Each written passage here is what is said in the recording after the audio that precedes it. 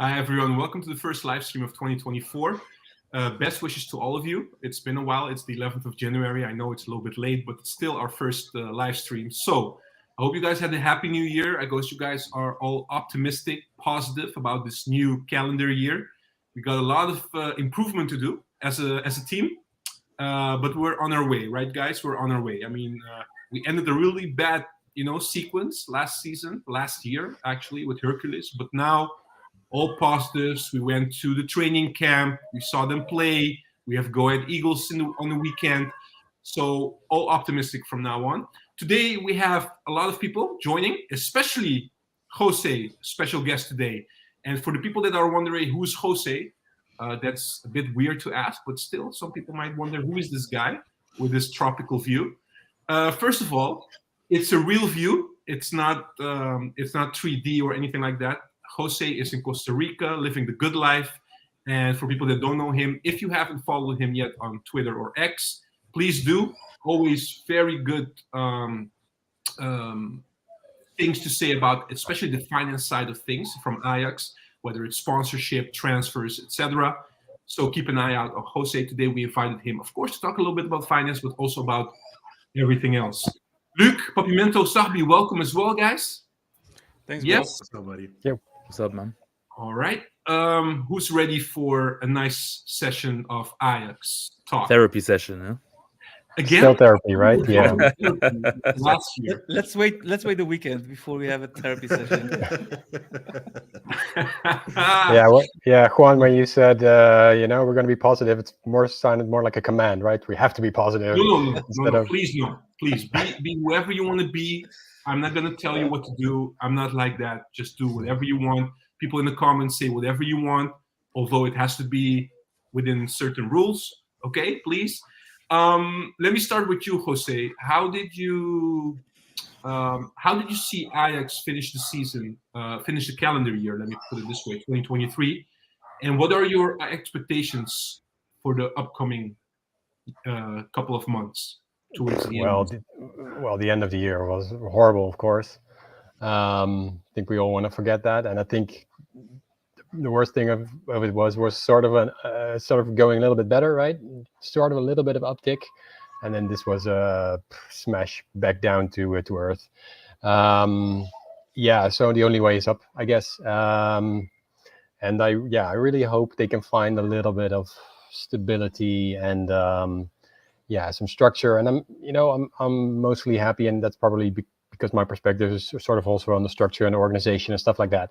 That they're thinking more about the long-term stuff, right? And that's so important that you don't get into the same trap and try to do short-term, because we've tried a lot, and you see where we're at now, right? Yeah, it seems like they're also doing their stuff, right? I mean, we just heard also, I think yesterday, Maurits Hendricks left the club as well. So they're still working on a lot of stuff, whether it's on the corporate side of things, like you said, but also looking at the technical side of things. I think most of the things will happen probably in the summer. That's also what Van 't Schip said in the interview. But you do see that they're already doing a couple of things in the transfer window. Fitz-Jim has been brought back. We can talk about that in a bit. But also the major firework news this week. What do you mean? Jordan Henderson, right? I mean, I expect everybody was a bit surprised about that name. I still am. What do you guys feel? How do you guys feel about Jordan Henderson? Is that the missing link we need, this Ajax needs? Because Van 't Schip also said, and a lot of people are mentioning, we lack age, experience, captaincy, mentality, all these kind of things. Is that the person, the player that can, if we sign him, that can help us for the second half of the year and maybe beyond that as well? Jose, what do you think? I think we have to be careful to be not too excited. And I mean, this is a great name. If you have the chance, don't say no to it. I do think we don't put everything on him, right? It's not going to be just him that's going to fix everything. I think it was Suleiman Öztürk from Football International who kind of made sense to me when he said, all right, imagine when he comes and walks in at Ajax, and he's such a professional, of course, such a full-bore professional, just wants to go for it, and he comes into this Ajax. I mean, is it going to hurt him or is he going to help Ajax? And of course, you hope the second. But yeah, fantastic signing if that's possible. Anyway, never say no to it. But yeah, it's not going to be enough. Yeah, but in a lot of things, what Ajax is looking for, definitely. What do you guys think? Do you feel if we, because I'm going to ask you the question from a financial standpoint later on, but pure technically, if you look at the football aspect of things, will we be stronger with him more than without him? Does he inject something to this team that we need, in your opinion?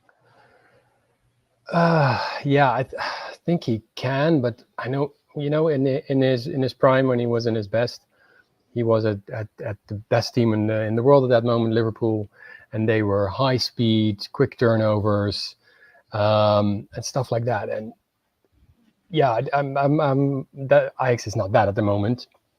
So I'm just hoping or wondering if he has the ability to bring that, to help change that team and everything. And I don't think he's the full number 6 that we kind of need. He's a little bit 8-ish, right? And we have a lot of number 8s at the moment. So yeah, there's some doubts there, but and I'm seeing some nods left and right about number 6, number 8. Yeah, so I think of course he can bring a lot. I mean, it's fantastic signing, right? Fantastic quality that he still has. Half a year ago, he was still in the Premier League, and he's still playing in the national team for England. So yeah, how is that not an addition to our team? Absolutely, it can be also an impact signing for the players that we already have, to have such a champion, walking in the dressing room and being there among the squad. So that might help as well. Sabi, let me go with you, specifically about Henderson. What's your opinion when you just heard the news about this? At first, I thought it was fake news. Like, is somebody joking on the internet? Is it hacked or something? Fabrizio was hacked. Yeah, I mean, I was really surprised in a positive way if it was true, because in my opinion, when you look at him, these type of players is something that you really need at this moment within our squad, not only on the pitch but also within our squad. This is a player who brings. Jose already mentioned it, you too as well, Juan. He brings leadership. He brings a certain standard, a stature within the club, not only within the squad. It shows also the ambition of Ajax, that they're willing to come back as soon as possible and as strong as possible. And of course, if he comes, it's still a big if. They won't give him a contract for 5 years, so it will be, I think, something short term. Also, when you look at the financial side, I don't know. Jose can later on give us some ins and outs on this. But I mean, Henderson last year, he was playing at Liverpool, a starter, playing with such intensity at Liverpool, won all the prizes that can be won, probably. Isn't international or wasn't international. And if he plays at Ajax, whether he plays at Ajax, the level is not that high in comparison with the Premier League, so he can easily cope with that level. I'm quite sure of that as well. Also on Champions League level, so he can cope as well when he plays in the Conference League. It's a clear addition to the squad if it's gonna get through. And it brings a little bit of a vibe of Taj when he, as in experience, leadership. He brings a little bit of that that grit, that hard work. I mean, if you see how he trains at Liverpool with Klopp doing the work rate, how they challenge the ball, how they attack. I mean, if you can cope with that intensity, it should be easy to cope with the level of Ajax, especially at this moment. So for me, it's definitely an addition. And football-wise, okay, maybe we can discuss about that. But that's not the most important thing, because now we need a little bit more, just as Van Schip already mentioned several times already during an interview. So for me, Yeah. it's a big plus. Touching upon that interview also, because I said, like, Van Schip, of course, said that we lack experience, we lack age, captaincy, etc. But one of the things that he also said, the intensity, we lack intensity as a team, And do you think that in that sense also Henderson would be the one that might have a benchmark, set the benchmark in terms of what intensity do we bring to the game? I mean, of course, he has a baggage. He, as I mentioned, with Klopp, he invented the intensity, the way he played. If you see when Liverpool plays at Anfield, how they run after the ball. When they lose the ball, they get that. I get that boss vibe, At Ajax, when we lose the ball, the 5-second rule. That's exactly the mentality that they bring at Liverpool when they play at Anfield, especially at Anfield. So he's used to it. Yeah. It's definitely an addition for our squad, especially the youngsters. They can learn, and do not forget, if we bring such a champion to our squad, it will bring probably, hopefully, other players as well willing to come to Ajax in summer, for example. I mean, if you have Henderson in your squad, it's not peanuts. Yeah. Puppy, how do you feel about the Henderson? I'm going to just make a round, so I'm going to you, and then after that to Luke as well. Yeah, I just want to keep it short because both gentlemen said most of what I wanted to say. I'm positive. I know Luke isn't about this, so let him have more of the time to speak. I am positive because we started with Daron and then we went to Jordan Henderson. So for me, that's a huge jump on. And that went from a terrible 2023 to a very good 2024 start. So you're saying Henderson is much better than Daron. I think in experience and the level he has achieved in his prime, yes, I would say yes. And he is not only a player that will play the ball back and sideways. He does have a little creativity. He might be more of an 8, as Jose said. But he could, in the Eredivisie, I think, also play as a 6.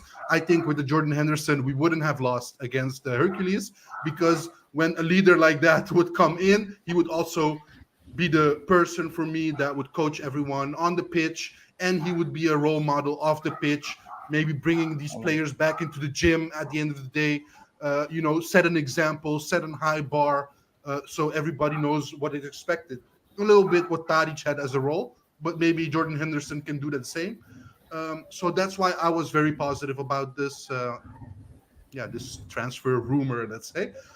But I will leave it to Luke, because I know he's not very excited. Luke, yeah, everybody's saying you're not positive. We're not gonna tell you how you feel, but how do you feel about Jordan Henderson? Take it away. I'm 50-50. I'm 50-50 because in England, he has this perception how he always seems to get into the national team when there's midfielders like Declan Rice, Bellingham, even Foden can play in the middle, but he always seems to bring players like Calvin Phillips, even though it's not about him, and Henderson in, even though Henderson, went to Saudi, all these things. Somehow, even when he wouldn't play, he would still get into the squad. When he was at Liverpool, he was integral in a sense where when Trent would go forward, he would drop into that midfield role, right back role, like in the midfield end zone, and just sit there and clear up and let Trent do everything. So it's not like he did anything incredible there. He just worked hard, like Sabi said, for Klopp and things like that. So he wouldn't bring anything crazy. He's not like a masterclass in anything specific. He's just a good all-around jack of all trades. He works hard. He can tackle to an extent, and he can play a long pass. But he's 34 years old in June, right? So absolutely, we're targeting the right profiles. Leader, someone with a professional attitude, will work hard, will do all the dirty business and not care about the accolades and things like that. Let everyone else have to have all the, all the goals or the assists. And that is something that we are missing. And because of his age, I feel like he would come in and play as a 6, because he's got enough in his legs to be able to get around and defend, but I don't think he could be a box-to-box anymore, because he was a box-to-box when he was at Sunderland, when he started as a young player, and throughout Liverpool. It's only in recent years when they started winning the Champions League, he played that sitting midfield and covering role. in comparison to the wages, I'm not going to go finances. I let Jose do that, but I feel like if he wants too much, I feel like he would want a lot because he's a Premier League player. And he went to Saudi. He must have had so much. He wouldn't want to take a huge cut. And for his standard, he would want a good money. But with his age as well, I just don't think it will be an amazing deal. However, targeting the right profile, in my opinion. You're saying 50-50, right? At the 50, you mentioned that why you're skeptical about it. That's clear.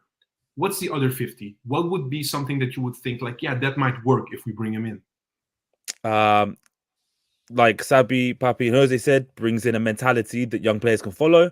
And he will work hard for the team. He that's one thing I will give him props for. He always works hard, no matter what he's doing. You put him in any position, he'll play right back if you need him to.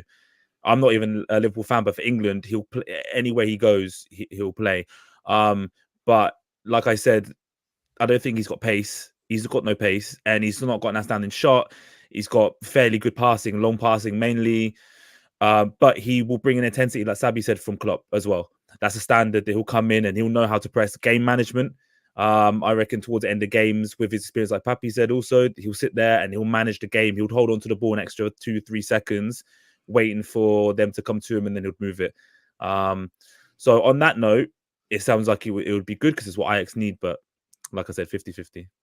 All right, that's cool. You know, also what talks a little bit for Jordan, in my view, even in his end days at Liverpool, it was him or Milner that were getting the captaincy band. Even if he would come off the bench, he was still getting the captaincy band. For me, that shows how important he was for that Liverpool and what kind of leader he is, because coming off the bench and still being a captain, that doesn't happen often. No, if I'm not mistaken, I'm pretty sure after Gerrard left, he was named captain, like completely. I might be wrong, but I'm sure that's what happened. And he was captain the whole time, and he has won the Champions League. So he has a good personality, and it can only be positive should he go to Ajax. It's just the rest of it after. Yeah. Jose, sorry, I had to mute you a little bit. You had a lot of background noise. Sorry for that. Sorry. I'm coming to you regarding the finance part of things, because a lot of people also are commenting in the comment section and saying like, come on, he's not gonna come to Ajax. I mean, his wages are crazy. How do you view that? Can you give us a little bit of a peek into, I mean, of course, we're not going to be able to pay his whole salary, but do you see anything working out in terms of how that Ajax can sign him, in your view? That's the big question, right? Is it financially possible? And probably people picked it up. Of course, his salary now in Saudi Arabia is huge, talking about 15 million per year and even more. So that's crazy. There are some tax benefits when he doesn't go back to the UK, so that would be a plus for going to the Netherlands. But the tax benefits are only a part of the salary equation, and the salary equation is only a part of the will he come at all equation. Looking at salary and transfer fee, by the way, and I think there were some rumors already that the transfer fee would not so much be an issue. And salary-wise, probably he'll still want, for Ajax standards, quite high. I think the highest Ajax are like 4 or 5 million, Bergwijn or before Tadic, and of course they reduced salary, so I don't think you'll go over that. Because I'm also a bit confused, Jose, in the sense that how far are we going to go to sign him, in the sense that Mislintat, one of the instructions that he got last summer was to reduce the overall salary, not only that, but also for the new players to benchmark that salary compared to the European level we're playing, right? Whether it's Conference, Europa League, Champions League, etc. So the salary will go up or down, etc. And I think the player that earned the most on record at Ajax was Tadic. Correct me if I'm wrong. Yeah, I think so. I think so too. Yeah, that's true. Yeah, and I think from the players now, it's 5 to 6 million a year. Yeah. So along those lines, and of course it wasn't even that much years ago when the cap was at 1, and then of course Overmars took it off. But 6 is quite high. Definitely in terms of the Netherlands. Because my question is, how do you think we'll go back because we want to get these kind of players in? Are we going to go back and just change after 1 year what we're trying to do financially to reduce the salary house, etc. You know, like these kind. Salary house is not the right translation. Yeah. Salary, yeah. Sorry. Yeah, Salary I think cap. normally I would say no just before this, but the fact that the rumors are quite, I mean, they're strong and they're really having talks. So they're looks like they're probably trying to work out something. But still, it's quite contradictory to a lot of the messages from the last couple of weeks. From Ajax, it was Kelvin de Lang, it was John van 't Schip, or others saying, there's no money, there's no possibilities. So that's weird in a way if they would open it up. But it's important to realize that Ajax has the money. Theoretically they could pay it, but the question if Ajax wants to spend it, that's the big question. And with their aggressive financial strategy that they already have, and the disappointing income from European performances of the past years, there's already, even without Henderson, there's already quite some pressure on the financials next year and after that. So yeah, it's hard to believe that they'll do it, but yeah, it appears that they are discussing this. But you said there appears to be some financial stress coming our way in the future. Is this because of the lack maybe of Champions League? Is that why you're seeing that? Yeah, if you make it a little bit more specific and we dive deeper into this, let's say Ajax does pay a high wage for him, 3, 4, 5 million, something like that. They could increase their spending, on the salary, but also on the transfer fee. And we come a little bit into the amortization story. We don't have to go all the way into that, but they have a sort of a maximum that they've set for themselves when it comes to spending, and they could increase that a little bit. And for the current year, they probably would not that much be an issue. I mean, they've already saved a little bit on the salary, and this year the results won't be as great as well, so there won't be a lot of fees or performance fees that have to be paid. So maybe on that sense, this year there's some room. But those costs, both the transfer and the salary, they carry on to next year and years after that. So to compensate, you have to sell players. Yeah, and that's what I wanted to say as well, because one of the things, of course, is the European campaign. Other stuff is probably the way things are looking is a lot of the players that were signed last summer might need to leave again, so we have to sell them again. And the question is, can we get the same amount for those players after 1 year? Yeah, but you have to realize that even if you get the same amount for those players that you've paid for that, in the balance that would come out to sort of zero profit or just a little bit of profit. And to put a number to it, probably without Champions League next year, Ajax will have to make around 80 million in profits on player sales. So that's this summer to compensate. Yeah, next year at least. So in the summer. So even if you would lose all the players that were bought last year and you would get the same amount of it, the end result is that you still need 80 million to not have a loss. Maybe you can take a loss, but yeah. So signing Henderson now and paying a fee and everything like that is you're already deciding on selling players next season, and who are you going to sell? Jose, do you on that context, do you then see Ajax cashing in on Hato next year if they have to make this money back? Well, purely financially, Hato is someone who could solve that gap in the budget, right? You can get tens of millions for him.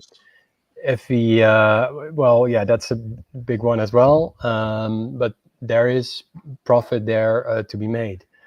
But is that what you want to do, right? Hato is one of the guys you want to build on. Do you want to sell your players, the ones that are from your academy, they're crucial to who you are, just to be able to... So reaching Champions League this season, Jose, will not have any effect on the balance? Yeah, well, yes, that will. Yeah, I mean that will clear a lot. That will probably be 40-50 million in the plus. So that would make it a little bit more bearable. But yeah, do you wanna? That's the risk, right? And this is the point. They can afford it, but you're talking about risk. So all right, let's put some money in. Let's buy Henderson, and if we get Champions League, then it'll be fine financially. But that's a big if, right? Yeah, Big if. all right. Yeah. Can I just touch on one more thing about Henderson that I forgot to say? One of my concerns is that I feel like also with the system where they're playing long ball to Mane and Salah, I say long ball, they were playing long, fast, direct passes, coming into an Ajax system where they then have to adapt after playing the Liverpool ever so long. How long would it take for him to adapt when we need him now, you know? So can he adapt is another question that I have next to his name for me. That's all. Every signing has a risk, no matter who you pick. Oh yeah, no, for sure. But some take some when you're 34 years old, you can't teach an old dog new tricks, is the saying, isn't it? So maybe because he's so in his ways, he spent so long there, can he adapt quick enough to make an impact for us, you know? Look, I just want to add to that. Look, if you play like Liverpool did with such high intensity, direct play, etc., it means that the midfielders have to be always in position for the off the ball work or getting in transition, not being penalized. So Jordan Henderson has that experience of understanding his positioning on the field. I don't think he has to learn that much for the rest defense to work at Ajax. For sure, but we're talking on the ball as well. Can he retain the ball in a way that Ajax retain the ball? Is he able to see things the Ajax way as opposed to, oh, there's Salah, let me stick a 30-yard pass over so we can score? Because I'm just saying, as a coach, it's so difficult to change habits because they become habits, don't they? And they're keystone habits in a coaching term. They're core habits that you do for so long. In young players, it's hard to change them, even when they're 11. When someone who's 34, who's a grown adult doing it for so long in the Premier League, can he change it quick enough? Should he come to be that a bigger impact than as big as impact as possible for us? You know, yeah. Or maybe, that's just and the maybe question the I have other, next to his name. yeah, and maybe the other way around as well. Maybe he has a lot of insight in the game and he wants to play passes, but can the other players adapt to his style of play, sort of what he kind of brings, right? I mean, looking at what they've done so far, they would need to change as well. Yeah, sure. I do agree with what Luke is saying, you know, and also what Poppy is saying. Actually, everybody. Look, I think more like in terms of experience, bringing the intensity, all these kind of things that we're lacking. Clearly, he can bring. But if we look purely at the football side of things, like one of the issues we have is build-up play, speeding up the play from left to right. You know, and especially Ajax, more than Liverpool, even when they play in the league, we're mostly on the opposition half, right? In tight spaces and these kind of things. I'm just questioning whether Henderson, I'm not saying he cannot do it, I'm wondering whether he will be that quality injection in that regard, specifically on the football aspect of things. They changed the way they played when they signed Nunez and then Henderson leaves, right? But guys, so I think it's unfair to demand all this. Ajax cannot get a quality player that does everything. No, but that's what I'm saying. I think, yeah, and Henderson is not going to solve all our problems. I'm just saying we cannot, with one player, solve all our problems. We need a right winger. Definitely. Our backs are shit. We need so many more. So for a midfielder and the amount of goals we concede, Jordan Henderson would definitely put more structure in this team. Okay, but then my final question to all of you would be, the panels here, but also the people in the comment section. Are we going to smash our bank, basically, and get Henderson, and according to the article of VE, not only to sign him for half a year, because he also wants to participate in the European Championships for England, but also to sign him maybe for 1 or 2 years. So he becomes the pivot for the rebuilding of Ajax in the coming 2 years. Would you go that far for Henderson? That's my question right now. Everything that we spoke about, taking everything together, mixing the ingredient, what will come out of it for you specifically? Would you go that far for Henderson? No, that would defend. No. But that would depend on a lot of things, though. Also salary, also what they. But you have but you have to make it. Yeah, okay. But the salary is not going to be. It's not going to be he's not going to be cheap. We know that already. No. It depends, of course, on what do we have else to choose from. I mean, who else is on the list? You mean? Yeah, Henderson is an opportunity that came up. But are we going to invest during this transfer window? Yes or no? Because it's really, really important to have at least a player with such an impact to do something to correct things for the rest of the season. Because it's important to get that third spot, especially for Champions League qualification. But if we're talking about the fact that there's no other player, then you might opt for him. But if there are other opportunities, then you can like Papimento said, probably De Roon is on the list too. Yeah, okay, but De Roon is not on that level of Henderson, in my opinion. So you have to think about other players. You're hearing Højbjerg, you're hearing different names. Yeah, but Højbjerg is not an option anymore. We know that. No, exactly, but he was on the list, so it's not an option anymore. But if there are no other options, what would you do? Would you do nothing and keep this squad as it is, and having players even leave? I mean, Mikko Katse left, so I'm not saying he was one of the better players within our squad, but it's still a player leaving the squad. So we're down not only in quality but also in quantity. So what would you do? Having nobody or having Henderson? But that's what I'm asking you. So basically, there are two questions. There was one question which I basically raised. Would you go that far in terms of financially to do that and get Henderson and break the bank? But second of all, and that's more your question as well, is are you going to do it now, or are you going to wait and sit until the summer and maybe in the summer come up with something, a solution also for that, but maybe the whole squad?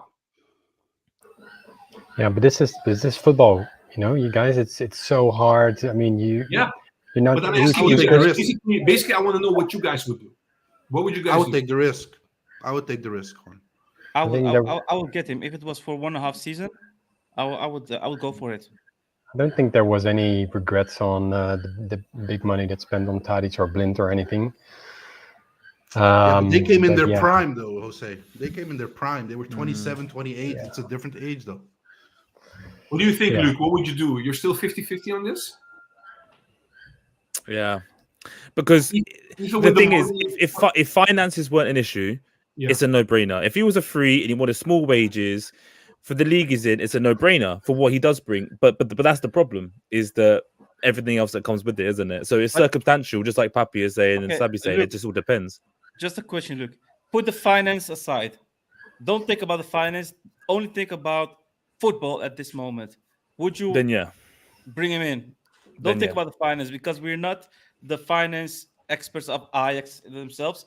We're not responsible for that. We just want to have we want to have our team perform better. Will he be an asset for us? The best question you could ask is, will we get third without Henderson in our team? There's a better chance to get it with Henderson, in my opinion. Then I would opt for him. Because of the structural things he brings in terms of being a leader, and that's the biggest thing is changing room. Like I said, like we were saying, last 5 minutes of the game, you're leading 2-1. Henderson's slowing it down, dictating the tempo to be able to keep hold of a game, because he's done it in the biggest games. Yeah, making right? What are they doing? I mean, in any case, it's feasible to get him. That's my main point. It's feasible to get him and to pay part of his loan. So it's not we're paying a huge transfer fee. So we can get him. Would we break the bank? Yeah, in my case, I would opt for him, especially if it's a short-term contract. So basically, apart from the finances, of course, because we don't have full pictures on that, all of you agreed that we would be better if we get him. On a footballing perspective, footballing perspective, because he's better than what we have. Yeah, but even if you don't get him now and sign him and pay for him, next summer is going to be hard anyway. You know, you're going to have to sell. You're going to have to find money. in some way, even with or without him. You know, But if the loss is 50 million or 55 because of him, yeah, that's not going to be true, Jose. But there are rumors which are coming back every window, especially regarding, I think now Berghuis with Besiktas. It was in the summer. It was again this. It was a rumor. It wasn't that strong this time. But also Bergwijn, West Ham, clubs from Saudi Arabia. They seem to be very interested also in Bergwijn. So there are players in our squad. If we have to sell and get some money, we can still, despite the season we're having, right? Yeah, and that's also that's also sort of in my head, you know, looking at how strong the rumors are and that there have been talks, and maybe that means that there have also been talks about those players, you know, and Rulli is of course also quite a strong rumor, maybe Bergwijn as well, you know, maybe they're somewhat far along with those transfers as well, and that would make it a little bit more sense on how concrete this is with Henderson. Yeah, because we don't know what's going to happen in the summer. Also for Brobbey, let's say Brobbey has an amazing second half of the season. You know, you never know how quickly these things go, especially with Ajax. All right, let's forget the Henderson. We talked like more than half an hour about Henderson. Let me go with another name, which was also kind of a surprise. We're getting Fitz-Jim back from Excelsior. We loaned him out this season. So it's official. Ajax said today that we're getting Fitz-Jim back, a typical number 6. Ajax is getting him back from loan. Does it make sense to you? Was it a surprise to you? Are you happy with Fitz-Jim coming back to the Ajax squad? Let me go with Luke first. Surprised, but also worried in a sense, because then it must mean that Manswerk is out for longer. So we need another midfielder in there, because, you know, Tahirovic, what if he gets injured? Then there's Voss, and then there's no one else out there. Yeah, you know? Probably Voss as well is also injured. Maybe it's still going to take longer. Maybe Branko van der Bomen as well. It's going to take longer. We don't know. Exactly. So, I mean, I've always been a fan of him to an extent. I always thought he was always hardworking when he played for Young, and even when that little spell we had with the first team, because it was Schroeder that brought him in for some few games, I believe. No, towards the start or middle of that season, he played a few games under him. Yeah. So I mean, and they weren't amazing games, but I always liked his profile. Always worked hard. Always wanted to move the ball on, but I just think it means that other players are out for longer than we thought. To be honest. Yeah, Jose, what's your opinion on Fitz-Jim?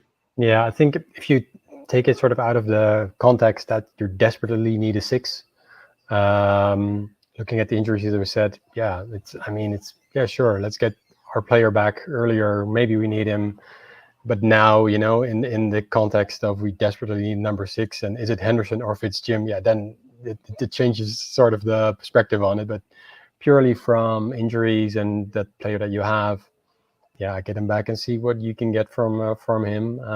It's not ideal because he probably would have been played a little bit more at Excelsior and let him develop there. But yeah, this is the situation at the moment, right? It's not great, but yeah, he's your player, so get him back. He wasn't playing a lot at Excelsior, right? No, that's something I was going to say. I had a look at them earlier, and I think he played. I think there was he was on the bench 7 times, I believe, and then he started only 3 games or something.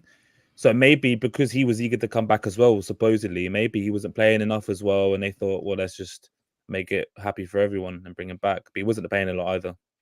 The thing is, it's good, you know, to have a real number 6 back, because last weekend I don't know if you guys had a chance to watch both games, friendly games, the reserves on Saturday and the first 11 on Sunday. But especially the reserves on Saturday, I was shocked to see Kaplan as a 6, to be honest. He looked very, I mean, I don't think he played a bad game, but he looked very, how do you call it? Like uneasy. Out of his uneasy. Out of his depth. Of his position. Not uneasy, you know, like where to stand, where to receive the ball, etc., like that. And I understand, you know, there was no other option, but it shows that, especially with the injuries that Luke just mentioned, that we really needed somebody. So it makes sense to get him back. And I believe also Fitz-Jim is young enough to still, if he doesn't play a lot with the squad, to get some rhythm in the young Ajax, even though he doesn't, you know, the whole reason was to play the Eredivisie. But it's better to play regularly than not to play and sit on the bench, to be honest. And he knows the Ajax system quite well. He's played a couple of years already with young Ajax, so probably it's the best thing, you know? I'm not a big fan of him returning. May I say that? I just don't see it in Fitz-Jim. I don't see him as a midfielder. I don't see him as a 6. I would sooner put him as a back up to Wrench or Can be an something, option. or on the left side.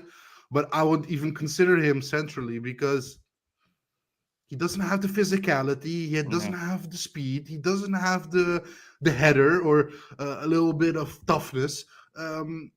But he can dictate the play from a 6 position. He knows how to dictate the play. He knows where just to. on the ball, but our problems are not on the ball only. Our problems are off the ball, and he's not going to help us with off the ball work.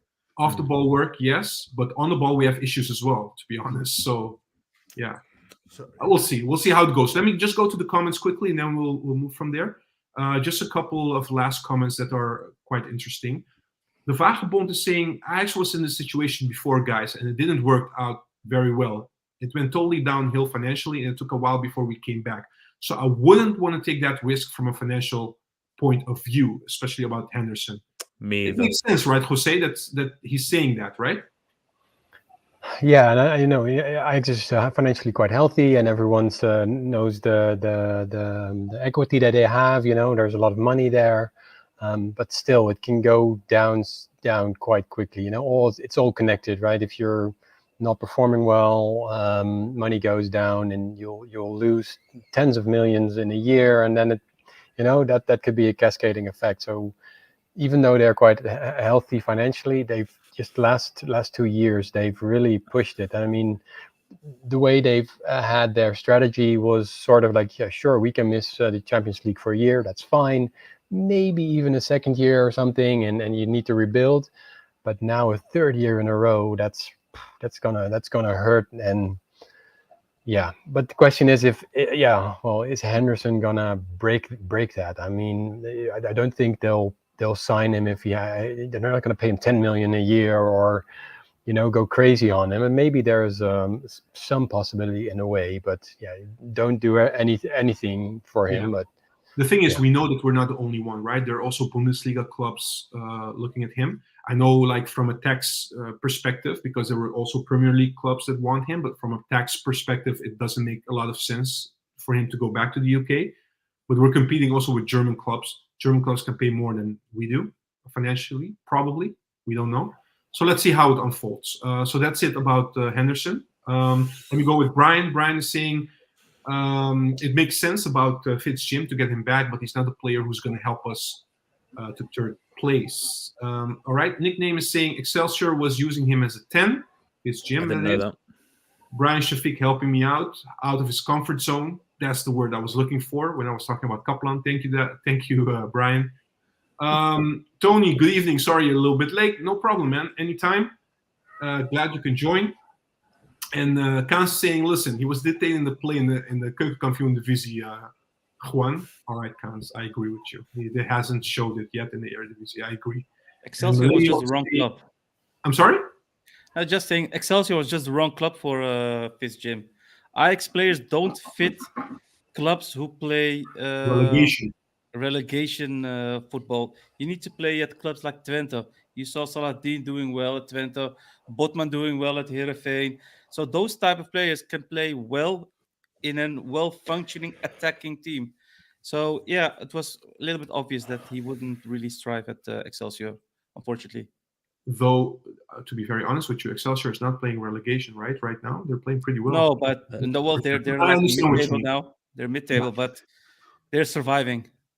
Correct. Juan, can I say something? Just quickly, the last comment. Just quickly. Yeah. Just quickly. Puppy, exactly, Fitz-Jim doesn't have the physicality, so he agrees with you. Go ahead.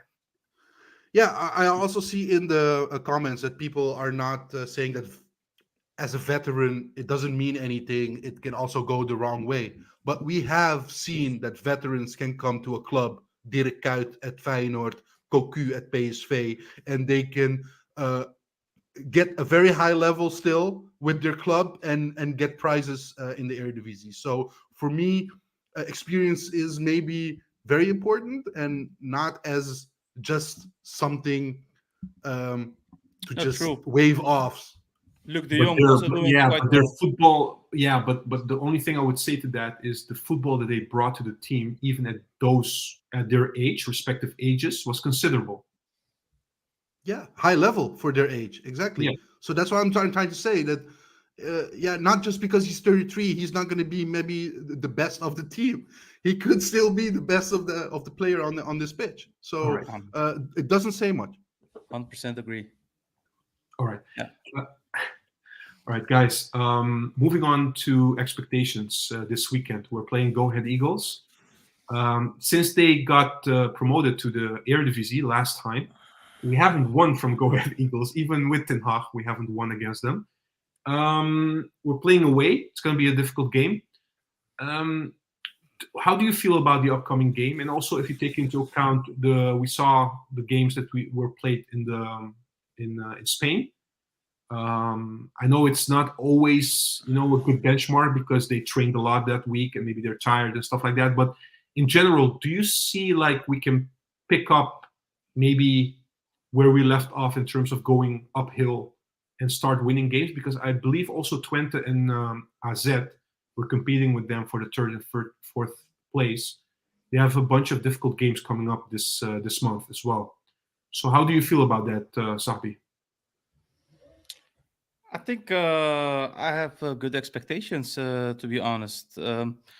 Yeah, we haven't won from Go Ahead Eagles since they promoted, but I mean, we were never 18th in the league this year as well. So, I mean, things are 180 degrees turned upside down, So I don't care about we have never won from Go Ahead Eagles. I think it's a must win. And I think we should not play like, we would love to see that Ajax football, but for me, it's all about the 3 points right now. So I think we should go for the win. We should always go for the win, but I think it will be like a more of a clear win without beautiful football. Because I mean, we saw the game against Hanover. You could be happy with the first half a little bit, but then a dreadful second half.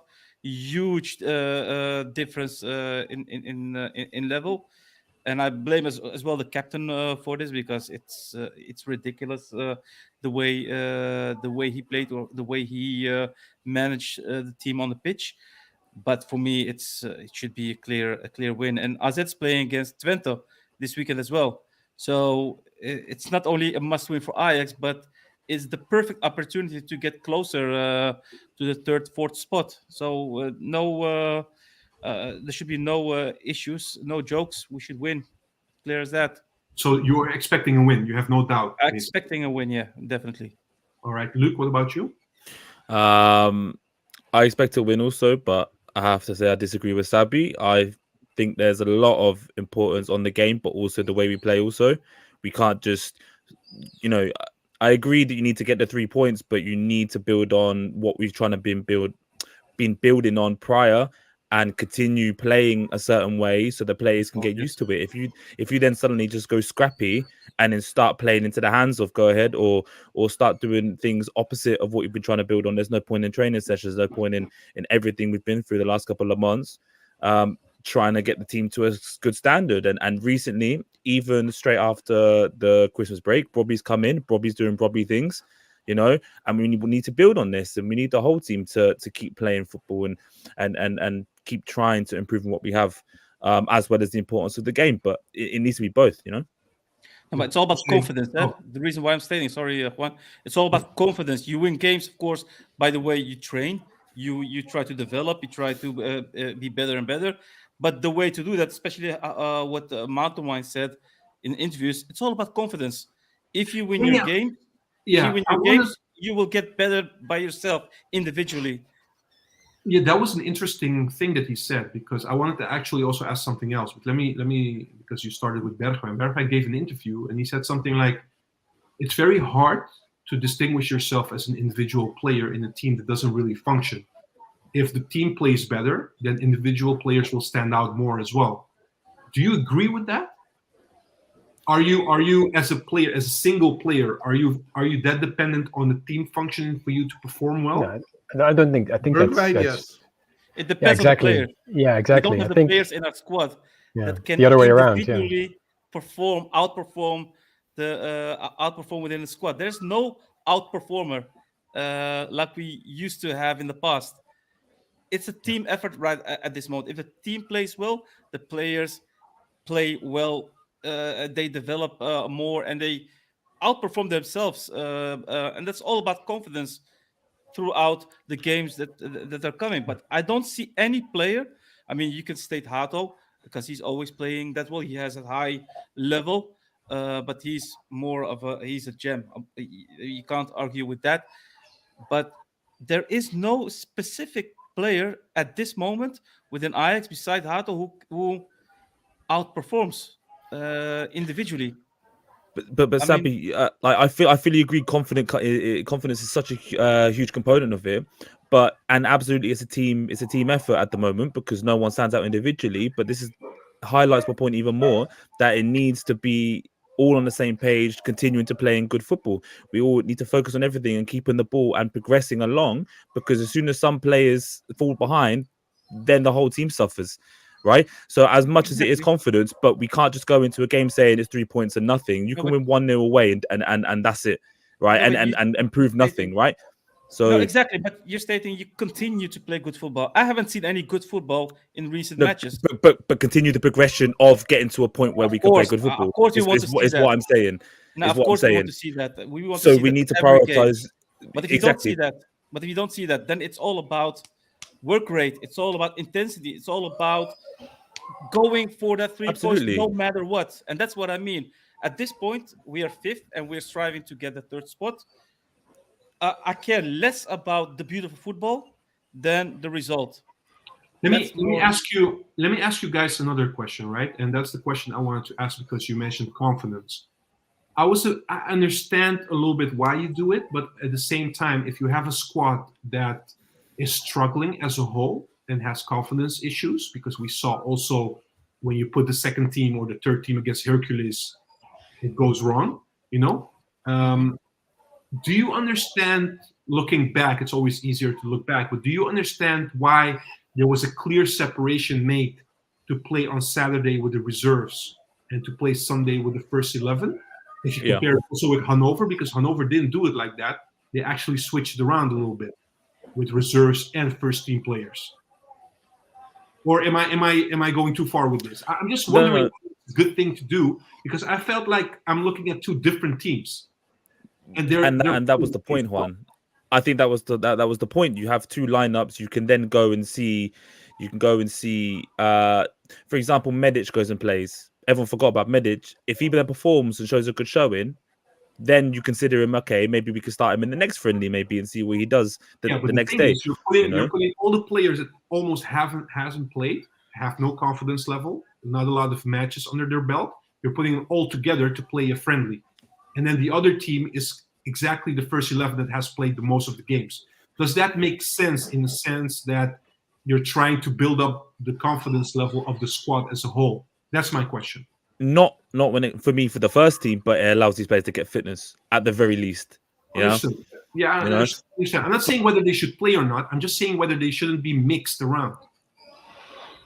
Yeah, well, I think in an ideal situation, the whole squad knows what to do, and everyone's sort of the backup for someone else. So there's a whole, the whole squad. You can put in anyone, and they'll play the same way. But that, of course, isn't what's there at the moment at Ajax. There's maybe a first team that sort of gets it and sort of knows how to play, but it's not throughout the whole squad. And that's I think you painfully saw that as soon as you put all the backups there, then they're gone. They're lost for it. There's one thing that we've seen is that there's transfers to be made and players need to leave and players need to come in, because if you didn't know it before, you definitely know it now that first friendly with the reserves and this awful. The only thing I will give you, Juan, is why didn't he? Because I think Hato also played on Saturday, if I'm not mistaken. No. Who played on Kaplan's position on Saturday? Does anyone know? Kaplan played on Saturday as a number 6. Yeah, who played on his central position in the back? Medic and help me out. Who was next to Medic? I can't figure it out. But anyway, I thought It was Medic and I would check for you. Avila, of hearing course. Avila, There you go. yeah. Mourinho, thank you. Avila. Avila, yeah. Oh, VR. Yeah, I feel like. Yeah. Anyways, all right. Yeah. Moving on, guys. Just quickly, just to finalize this session, just a couple of points also. Let me bring in a couple of comments. I'm gonna put you on mute for the rooster, Jose. Just quickly, all right? Thank you. Okay. Nickname is saying Fitz-Jim is still a bigger talent, more deserving of playtime than Marta or Banel. All right. Mike is saying Pavimento, it's not waving off Henderson, simply he's not good enough to be an Ajax player in your system. So yeah, Mike is quite clear on that. Brian is saying about the go-ahead, the game will win this one. Players are fresh, and we've just had 1 week of training. You can compare training games. Players don't give their all during those games. All right, that's a fair point. Let me go with Vincent. This is actually something I also wanted to mention about Mikototsu. We haven't touched upon him. He's been loaned back, of course, to Metz with an option to buy. I'll come to that to you, Jose, about the financial side of things. He's saying, look, exactly, about the players and stuff like Mikototsu. Everybody says what a flop Mikototsu was, but did we ever really give the guy a chance if we gave him so little playing time and never played him in his preferred position, which is a striker? Jose, let me go with you on this one. Do you know from a financial standpoint how much we're clearing in terms of salary? Because I assume that Metz is taking over the salary, or not? I assume the same, because there's no talk of like a fee for the rent. So I'm guessing they'll do something about salary, and that's probably something Ajax wants as well. So yeah, probably at least a part of it, half of it or more. So yeah, so that's probably something. Yeah, and also looking at the buyback clause that's in there, 10 million, and I think some were saying it's a little bit more, so maybe there's some options in there. I don't know, maybe if he performs really well, resale. I heard a resale percent, probably. Oh yeah, maybe a resale percentage. Okay, yeah, something like that. Yeah, even with 10 million, they'll do a couple of million loss on him. Yeah, I don't know. I think it's a shame. I think there was more promise there, but it wasn't the right time. It wasn't the right. Yeah, it's very characteristic, right, of everything. How everything goes. Just buying players that the trainer doesn't use in the right way, and yeah, I'll never understand why he was signed. I understand from a talent perspective why he was signed, but then Bobby hit a lot of form, and then Akpom was scoring goals, and it's like, who do you play? So why did he buy two strikers when you already had one? This is what I don't understand. Yeah, but the thing is that the strange thing is the players that we got don't have the specific positions that we are used to at Ajax. Like, for instance, Akpom also, during an interview that he gave just a couple of days ago, he said that he's more a 9.5. He's like not a specific 9, but he's just a second striker. And that's his ideal position. So when Mislintat probably signed him, also in his view, he didn't see him as a pure striker. That's what I think. Yeah. He wanted him as a 10. As a 10. So he could run on to Bobby's passes. And don't forget, at the time in the summer, we still had debates, or we were still questioning the physicality or, like the stamina of Bobby, because he hasn't showed he's able to play long games, duration of games, series of games, but he has picked up that as well. So he's becoming better and better. So it's very easy to go back and think like, why did we sign Mikototsu and these kind of things? I just think it's a matter of, things coming together and it didn't work out for him. But I do feel, honestly, that he might be a good player, but probably not for us. So that's a shame. A couple of jokes because of the rooster on the background. Jeffy is saying, I hear PSV fans at someone's background. And then also, of course, Dan saying, everybody's listening to your surroundings in Costa Rica, Jose. Guys, just one more question from my side to you. Last question, as I always say. About Hato, right? Just quickly, because the rumors are intensifying a little bit, especially with Arsenal. Arsenal seems to be very interested in Hato, and we know that Hato still has to sign a new contract. Probably it's going to happen when he's 18, which will be soon. But also taking into account what we just what we just discussed, in terms of how Ajax will be performing and whether we should be forced to sell, if we don't get Champions League and these kind of things. And probably also Hato might be thinking, I might stay 1 or 2 years, but if we don't pick up our level as Ajax as a whole, I might leave as well. How are you guys worried about maybe Hato leaving? Maybe this summer already to Arsenal or another club. Luke, why yes? I am not. No, not me either. Because he's a child. He's 17 years old, right? I'm worried that he's going to see what Gravenberch leaving and all these young players leaving and going to these bigger clubs to not play that much. And in a way, I think Hato will go there and play for Arsenal, should he play, because they like these centre-backs that can play left, can play in middle and everything like that. I'm worried because I feel like the prospect of playing Champions League football and something might be too much to turn down at Arsenal, right? It's a project. They're still going upwards to an extent. You can go with where Timber's going, even though he's not done anything. He's been injured, but I'm worried he'll try and follow the footsteps and try to become a first teamer there when we need him the most. And I feel like he would get the most value in his own development playing with Ajax still at such a young age. But can't the you Premier League's a argue different beast. but can't you argue like that what he's getting here, probably in the short term, maybe next season already, he might have the captaincy. He's playing every game. He's one of the first players on the sheet. These kind of things you don't really get when you go to a bigger league. No. And I hope so. And I hope he does stay with all that, because he'll be playing every week and he'll be the most important player in the team. And all the responsibility that comes. It's the Premier League. And unfortunately, it's the most attractive league in the world. And how many opportunities do you get to go there? That's my worry.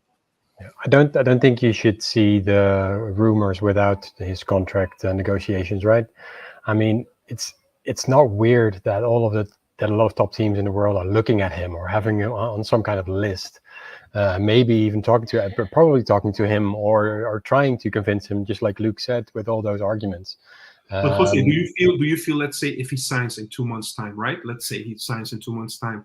Do you feel still the rumors will get less, in the summer, this summer already? I don't think so. No, it will get less. Yeah, maybe. Maybe. Of course, for the teams. But still, he's still very young player. All the top teams know how good he can be. They'll be still. The rumors will follow for years until he leaves. They'll follow him for years. If he keeps performing, right? Yeah, if he keeps doing well and doing great, then yeah. But you look at the type of defender he is, though. Also, he's like similar to Timber. Wants the ball at his feet, can bring the ball out. He's quick, times his tackle very well. A modern defender. You look at the way they play in the Premier League now, especially Arsenal and Man City. They play with 3 defenders mostly, or play defenders that can come inside that are comfortable with the ball at their feet. They want that, and he's a modern centre back. So everyone's going to want it. Everyone wants him, and you can see why. Yeah, but also it's a guy who has. To be honest, no, me neither. I'm not that worried because he's a youth product of Ajax. I'm sure he wants to win something with Ajax before he leaves, and this is the experience and opportunity he will never get somewhere else. I believe if he goes to Arsenal, all fine and dandy, but most of the games will be on the bench, or he will never play central defender because he will be on the side playing as fullback. Yeah, like Timber is doing. So this, for now, I would say just sign the contract, Hato, because this is what you need. You're still young. Give it 2-3 years, and then you'll be a big boss going to another club. I hope so. Yeah. Brian is also saying keep Hato by all means. So, of course, we want. Do you remember? Sorry, when we had the weTalk last year, where we were talking about whether to keep Kudus, Alvarez, which ones you would keep? I can't remember who was the third player we were talking about. Kudus, Alvarez, Timber, and it was which one would you sign again? Hato is clear of all of them. Right now, if we the way we choose it, if Hato was in a conversation, it'll be Hato ahead of all of them. It's the same situation, isn't it? I remember having a talk like that at the start of the summer, and basically Yadorenko said we should sell everyone. I remember that one. That one I remember because that was very funny. But Clip it, anyway, And clip I hope it. Federico will not be upset about this. But guys, just quickly on Christian saying nothing about Hendricks leaving. I think we mentioned it briefly. Look, it's a clean slate. It was Good riddance. Yeah, it was a matter good of riddance. Very it was a matter happy. of time for him to leave. Probably maybe he won't be the only one leaving. Still, there might be others to follow. We'll see how it goes. But to be honest with you, he wasn't really from the things we've read. He wasn't really liked within the Ajax organization either. He was a very difficult person to work with, and he was the one that pushed Mislintat through, and we know how that went. So yeah, all right. That's it, guys. That's it for today. That's it for the first live stream of the year.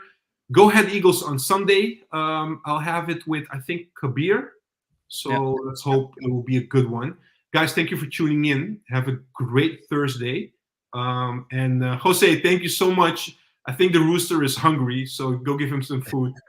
And thank you for joining. I will. Really appreciate Thanks, it. guys. Thank you so much. Thanks, Take care, Jose. guys. Bye-bye. See you later, guys. Good night, Bye-bye. guys.